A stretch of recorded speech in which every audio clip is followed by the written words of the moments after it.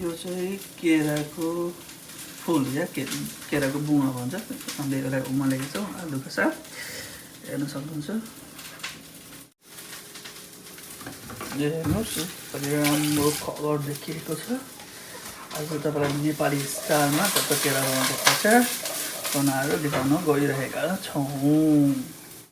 यसरी हेर्नुहुन्छ यो तिल र सुकेको अदुवा खुर्सानी यो चाहिँ हाम्रो अचारको लागि मेन बेस बन्नेछ। यसरी मजाले रातो हुने गरी चाहिँ यसलाई चाहिँ टक्क भुट्नुपर्छ है। यसरी तिल र यो खुर्सानीलाई चाहिँ मजाले धुलो हुने गरी पिस्नुपर्ने हुन्छ।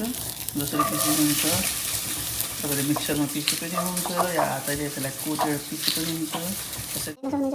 यति मजाले धुलो भइसकेपछि हाम्रो तिल र खुर्सानीको धुलो पनि रेडी भइसक्यो।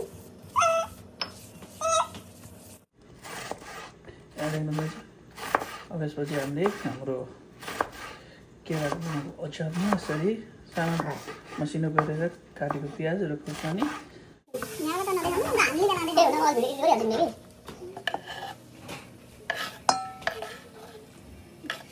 यो काटेको प्याज खुर्सानी र धनियाँलाई यसरी भाँडामा यसरी राख्नुपर्ने हुन्छ। तपाईँले देख्नुहुन्छ। यसपछि हामीले चाहिँ टक्का मसला पनि यसमा मिलाउँछौँ। हेर्दै हेर्दै नै अहिले नै खाउँ लागिसक्यो। ल हेर्नु यसरी टक्क हाल्ने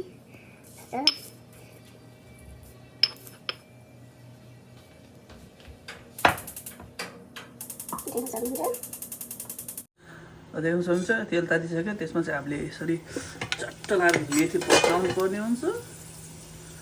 ल यहाँ देख्न सक्नुहुन्छ। यसमा चाहिँ नुन बेसार र कागतीको जुस पनि त्यहाँ हालिसकेको छौँ।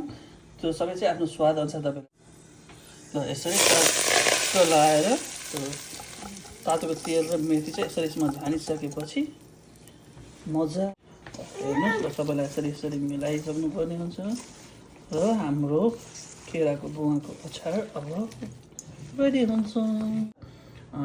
हेर्नु सक्नुहुन्छ है।